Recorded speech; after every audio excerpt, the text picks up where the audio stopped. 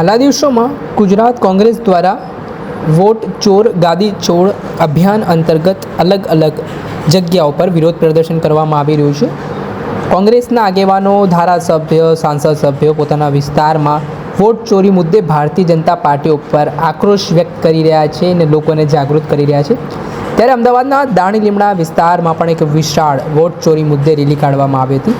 જેમાં કોંગ્રેસના દાણી લીમડાના ધારાસભ્ય શૈલેષ પરમાર, અમદાવાદ મ્યુનિસિપલ કોર્પોરેશનના વિપક્ષ નેતા શહેજાદ ખાન પઠાણ, અમદાવાદના શહેર પ્રમુખ સોનલબેન પટેલ સાથે જ અમદાવાદના બહેરામપુરા વોર્ડના કોર્પોરેટર રફીક શેખજી સહિતના આગેવાનો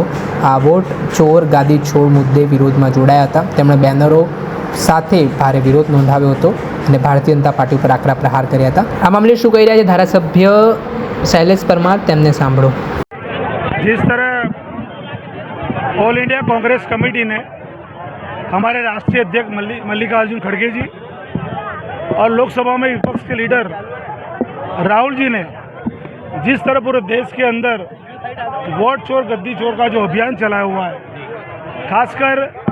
राहुल जी ने कई राज्यों के अंदर जो वोट चोरी का जो मामला था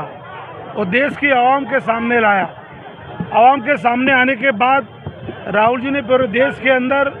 वोट चोर गद्दी चोर का अभियान जो शुरू किया, उसके द्वारा आज दाणी लीमड़ा विधानसभा कांग्रेस कमेटी की ओर से वोट चोर गद्दी चोर की जन आक्रोश पदयात्रा में सब लोग शामिल हुए। मकसद हमारा यही है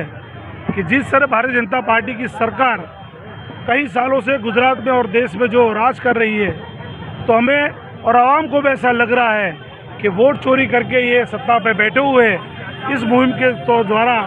आवाम का सपोर्ट लेकर हम ये कहना चाहते हैं कि ये मुद्दे को हम जन आक्रोश के तौर पे आवाम के बीच में लेके आए हुए हैं।